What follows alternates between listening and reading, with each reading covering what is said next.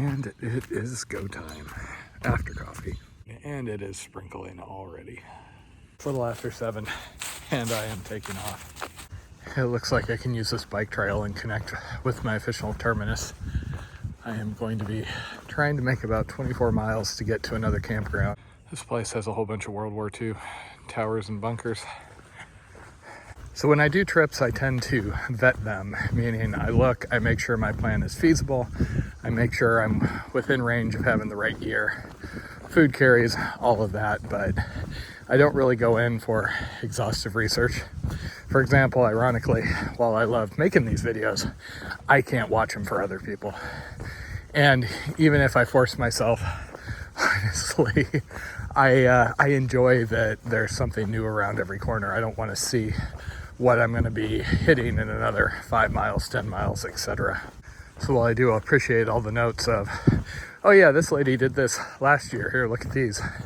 Like I said, it's really not my thing. My pack is probably somewhere in the 20s. I have my full-on tent, stove, etc. I brought a couple of days of food just till I kind of get a sense for how this is going to go. I am basically going to be solo for only the first 3 days. Then Jen arrives for her spring break. She'll be with me for about a week, and then I'll be solo after that for 2 months till June rolls around and she's able to come out for her summer. As motivated as I was to get going, I couldn't resist when I saw one of these towers appeared to be climbable. Yeah. So I was basically camped out there. I could hear the waves for a while last night. Terminus is over here somewhere. And climbing this tower is probably the most gain I'll get for a while. Florida style rules. Gear-wise, I am basically pretty close to what I've been using for all the Triple Crown trails, etc., etc. I did buy a new pack. It's still the Ultra Catalyst. I just had an earlier version of the material and it was delaminating on the inside. And I decided it was worth the extra money since I was coming out east to get one that was a little more waterproof.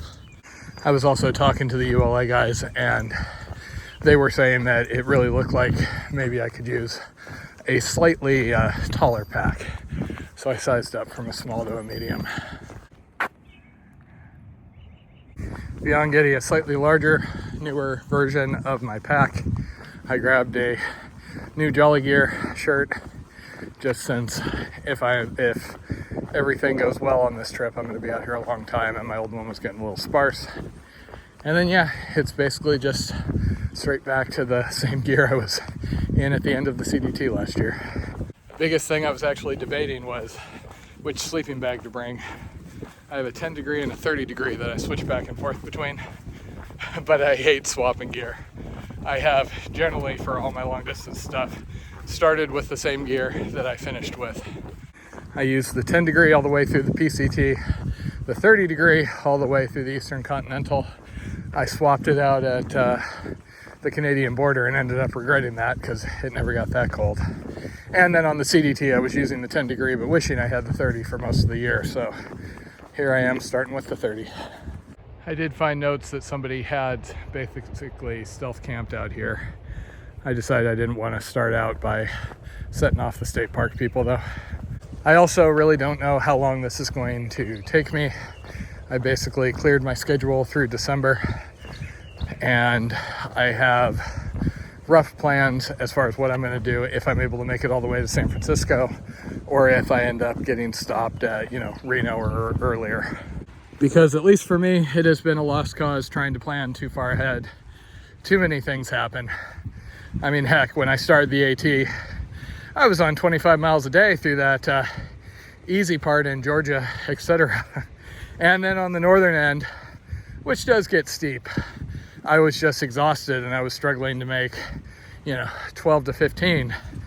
With all the road walking, I am expecting to be able to get a little more mileage, but Southern Florida humbled the crap out of me when I did the Key West to Canada thing because it just beat up my feet horribly. I'm doing everything I can with whatever I learned, including I'm now on New Balance shoes, which seem to be working since the Ultras kept falling apart. But all I can do is aim for 20 some miles a day and take it one day at a time. Yeah, welcome to the Atlantic Ocean. Camping is going to be severely limited for this initial section.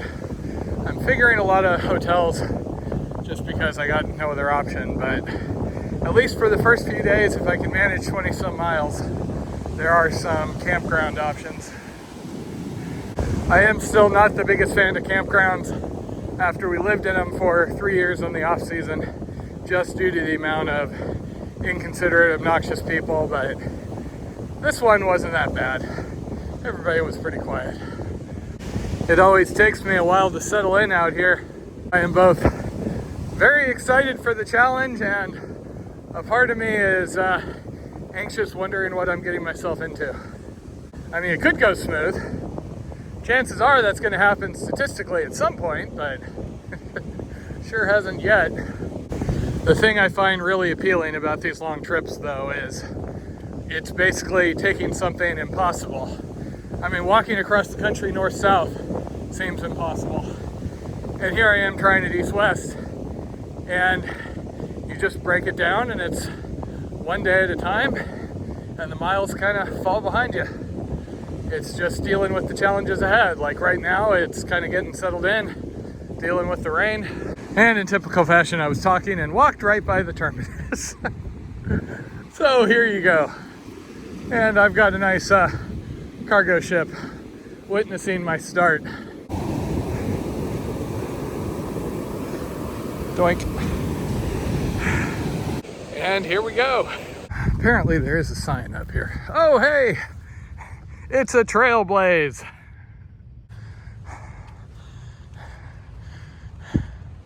I would say something about how this is a way cooler start than Springer, but come on. Everybody knows that Springer Mountain is like the worst terminus. And welcome to the red line, such that it is. Apparently somebody did start yesterday at around noon, so this trail isn't quite as empty as I had hoped.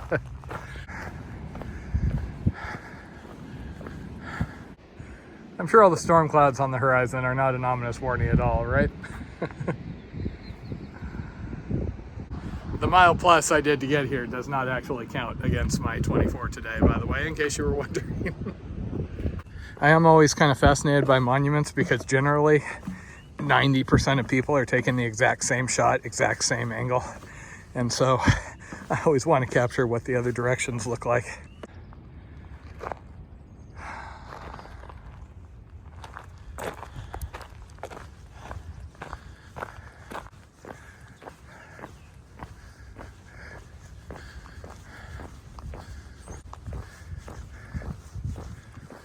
And people told me it was all going to be roads.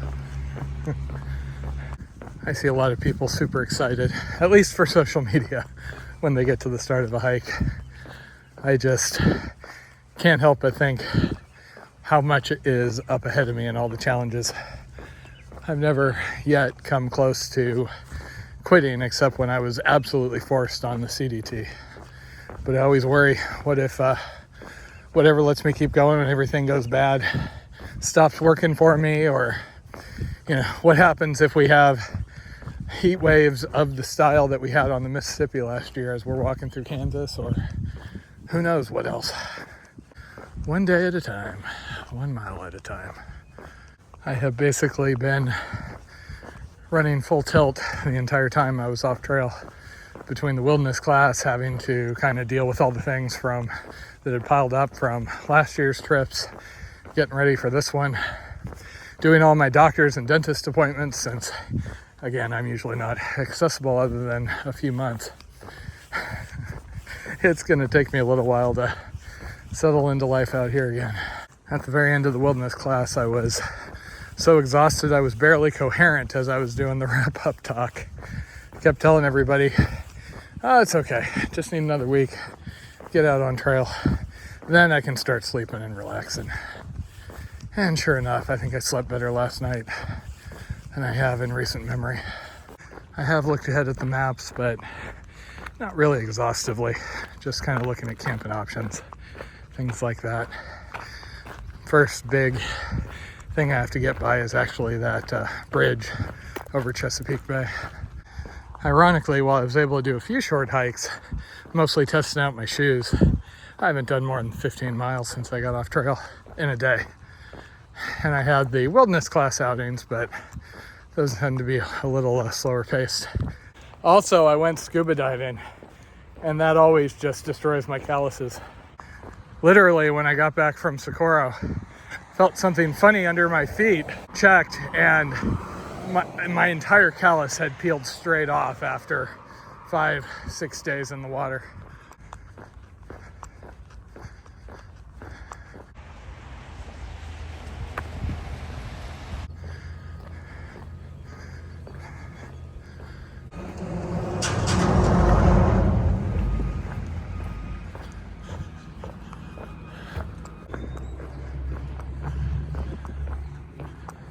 So I'm still kind of feeling out how the trail data works.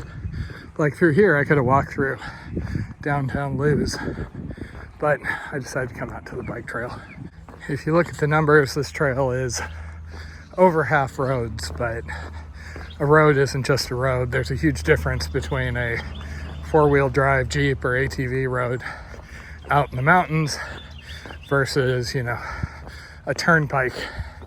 And having done the ECT and some other things, obviously I love wilderness, love trail, but I'm willing to walk some pavement in order to have some adventures that are a little less heavily trodden than, say, the Triple Crown trails.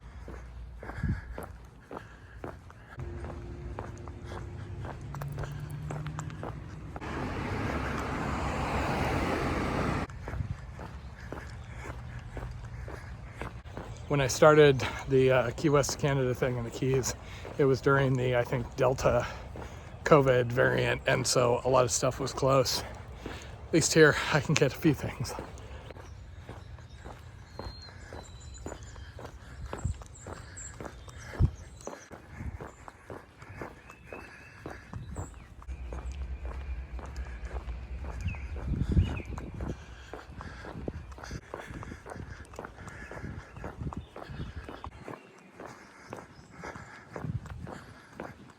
Seven or 8 miles in, and that's it for this trail.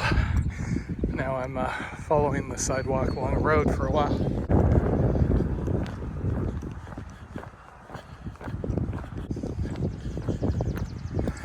Well, the good news is weather seems to be holding. But the even better news is my patch appears to be working, as somebody in a car just rolled down the window and asked if I was hiking cross country.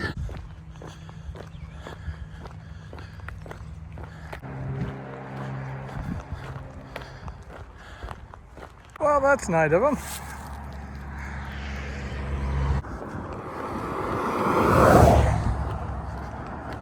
So I texted the trail angel that left that sign, and per her, there is somebody at the campsite up ahead.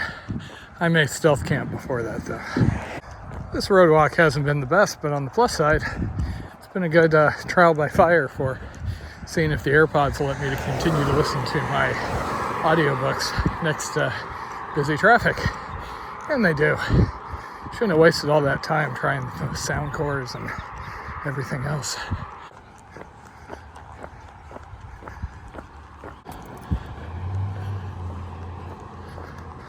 One thing I need to do is get a hold of some water before I get out of Milton here. Then I should be set up for the night. Oh, let's see if I can top off in a faucet here. You can almost always count on breweries to be nice folks. I ate a quick wrap, but got to avoid the beer. It's not going to make this any easier. I'm hurting a little bit, usual stuff. Aiming to get out of town, and there is some state forest land further on, and an actual campground if I want to go that far. Honestly, that is the biggest negative of these more urban hikes. If I'm on a trail, I can pull over pretty much wherever, you know, just have to make sure I have access to water.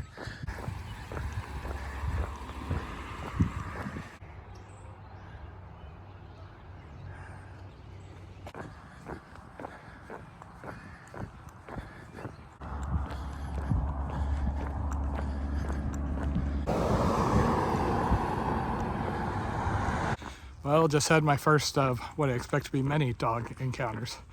This one had an owner out, but with how quickly she chased after me, I kind of wonder. She was insisting they were friendly. I just keep telling myself can't be any worse than Alabama. Hopefully. 2:30 and here comes the rain again.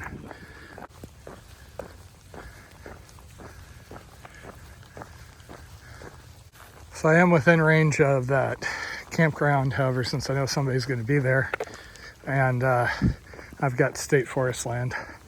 I think I'm going to try and just go off into here and get some privacy. Okay, 3:40. I don't usually stop this early, but I'm tired. I've done 22 some miles, I think, and I decided to take the rain as a hint. I don't want to blow my feet out too badly since I'm just getting started. Road is back over there, seemed to be fairly secure. Doesn't look like there's any hunters out here right now, so home sweet home for the night.